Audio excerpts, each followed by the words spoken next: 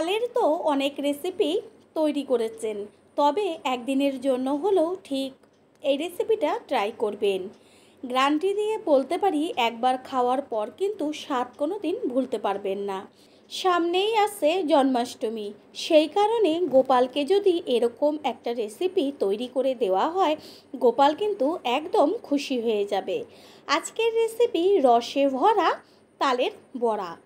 এতটাই নরম হয় আর পুরো রসে ভরে থাকে, যেটা নাকি মুখে দেওয়ার পর কিন্তু একদম মিলে যাবে। তাহলে কি করে তৈরি করব সেটাই দেখে নেওয়া যাক। প্রথমে বড় একটা বোলের মধ্যে নিয়েছি ছোট কাপের 1 কাপ বেসন। যেই কাপের মাপ করে বেসন নিয়েছিলাম, সেম কাপের 1 কাপ নেওয়া হয়েছে ময়দা। আর ওই সেম কাপেরই 1 কাপ দেওয়া হচ্ছে চালের গুঁড়ো। চালের গুঁড়ো, ময়দা, বেসন এই তিনটি কিন্তু একদম সম পরিমাণ লাগবে, তাহলেই পারফেক্ট রেসিপিটি তৈরি হবে। দিয়ে দিয়েছি অল্প করে লবণ। লবণটা দিলে পরে কি হয়, পাঞ্চে ভাবটা কেটে যায়। তারপরে একটা চামচের সাহায্যে ভালো করে সব কিছু একসাথে মিশিয়ে নেব। এইখানে নিয়েছি তাল, আর তালটা আগে থেকে গুলে রেখেছিলাম। এবার যে বেসন, তারপর হচ্ছে চালের গুঁড়ো আর ময়দা একসাথে মিশিয়ে রেখেছিলাম, তার মধ্যে দিয়ে দেব।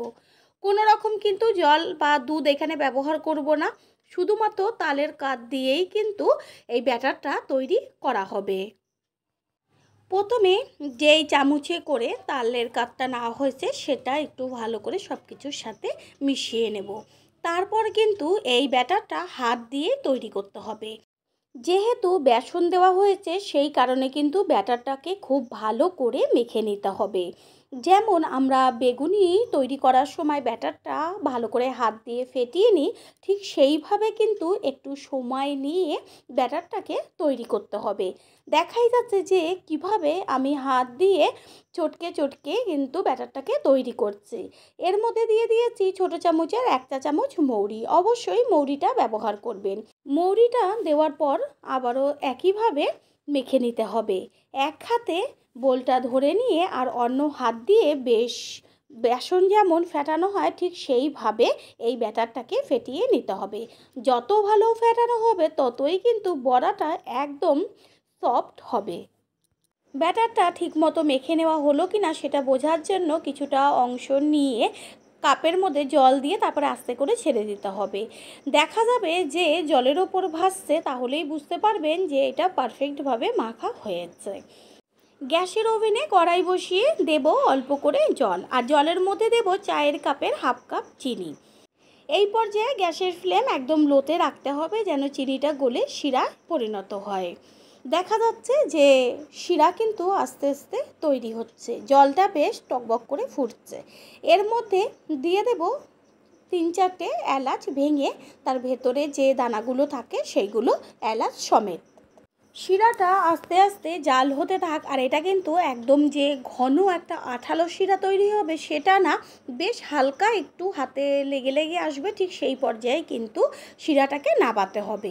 এটা জাল হতে থাক। গ্যাসের অন্য ওভেনে একটা কড়াই বসিয়ে, কড়াই গরম হয়ে গেছে, এবার এর মধ্যে দেব বেশ কিছুটা পরিমাণ সাদা তেল। আর তেল ভালো করে গরম করে নিয়ে তারপরে হাতের মধ্যে কিছুটা করে ব্যাটার নিয়ে গোল গোল করে ছেড়ে দিতে হবে ফুলরির মতন। এটা কিন্তু ব্যাটারটা যে তালের বড়া তৈরি হয়, ঠিক সেরকম কিন্তু আঠালো হবে না, বেশ একটু পাতলা হবে। সেইভাবেই ব্যাটারটাকে তৈরি করতে হবে। দেখাই যাচ্ছে যে হাতের মধ্যে নেওয়াতে ব্যাটারটা নিজে থেকেই কিন্তু পড়ে যাচ্ছে, নিজের এক্সট্রাভাবে আর দিতে হচ্ছে না। ঠিক এইভাবে সবগুলো আস্তে করে তেলের মধ্যে ছেড়ে দেব। আর যেহেতু বেসন আর চালের গুঁড়ো, ময়দা, ব্যাটারটা ভালো করে ফেটানো হয়েছে, সেই কারণে কিন্তু বড়াগুলো বেশ কিন্তু বড় বড় হয়ে যাবে। যতটুকু দিয়েছিলাম তার থেকে কিন্তু ফুলে একদম ডবল হয়ে গেছে।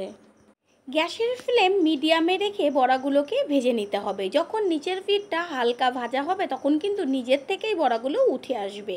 আর যদি নিচের পিঠটা না হয়, তাহলে কিন্তু উঠবে না, কড়াইতে লেগে যাবে। ঠিক এইভাবে আস্তে আস্তে সব বড়াগুলো চেক করে নেব নিচের পিঠটা হলো কি না। আর সবগুলো যেগুলো হয়ে যাবে, সেগুলো আস্তে আস্তে উল্টে দেব ওপরের পিঠটা হবার জন্য। শুধু তাল দিয়ে তো বড়া সকলেই খেয়েছেন, তবে একদিনের জন্য হলেও কিন্তু ঠিক এইভাবে বেসন দিয়ে তালের সাথে বড়াটা তৈরি করে খেয়ে দেখবেন যে কতটা টেস্টি হয়। পুরনো বন্ধুদের সবসময় আমাদের পাশে এইভাবে ভালোবেসে সাপোর্ট করার জন্য অনেক অনেক অনেক ভালোবাসা। বড়াগুলো কিন্তু নিচের পিঠটাও বেশ হালকা করে ভেজে নেওয়া হয়ে গেছে। ঠিক এপিঠ ওপিঠ করে বেশ লাল লাল করে বড়াগুলোকে ভেজে নেব। একদম কিন্তু ফুলে বেশ বড় বড় হয়ে গেছে। নতুন বন্ধুদের আমাদের চ্যানেল ভিজিট করার জন্য আন্তরিক শুভেচ্ছা। আমাদের রেসিপিগুলো যদি ভালো লেগে থাকে সাবস্ক্রাইব করে দেওয়ার অনুরোধ রইল ও পাশে থাকা বেল আইকনে ক্লিক করলে পরবর্তী ভিডিওগুলো সবার আগে আপনাদের কাছে পৌঁছে যাবে। বড়াগুলো কিন্তু একদম পারফেক্ট ভাজা হয়ে গেছে আর কালারটা কত সুন্দর এসছে। গ্যাসের ফ্লেম লো করে দিয়ে এবার তেল ছেঁকে বড়াগুলোকে আস্তে করে তুলে ফেলবো। আর গ্যাসের অন্য ওভেনে যে শিরাটা তৈরি হচ্ছিল সেটা কিন্তু একদম পারফেক্ট হয়ে গেছে। হাতে একটু হালকা একটা ভাব এসছে আঠা আঠা। ঠিক এই সময়েই কিন্তু বড়াগুলোকে গরম অবস্থাতেই দিয়ে দিতে হবে। বড়াগুলো গরম অবস্থায় দিলে পরে কী হবে, তাহলে কিন্তু রসগুলো সব টেনে যাবে বড়ার ভেতরে। বড়াগুলো হাত দিয়ে তো গরম অবস্থায় দেখিয়ে দিলাম যে কতটা নরম হয়েছে। এবার রসের মধ্যে ভালো করে একটু সময় ভিজিয়ে রাখবো। তাতে কি হবে, বড়াগুলোর ভেতরে একদম রসটা ভালো মতন যাবে। আর যে ব্যাটারগুলো রয়েছে সেমভাবে তেলে ভেজে নেব।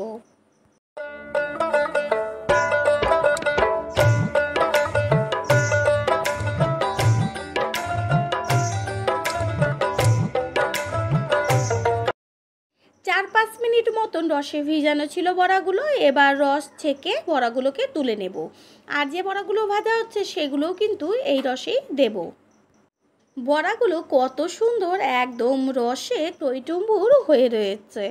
মুখে দিলেই কিন্তু একদম গরম রসগোল্লার মতন মিলিয়ে যাবে। এদিকে তেলের মধ্যে এই বড়াগুলোও কিন্তু হয়ে গেছে, বেশ সুন্দর একটা কালার এসছে। এবার গ্যাস অফ করে দিয়ে তারপরে তেল ছেঁকে তুলে নিয়ে একেবারে রসের মধ্যে ভিজিয়ে দেব।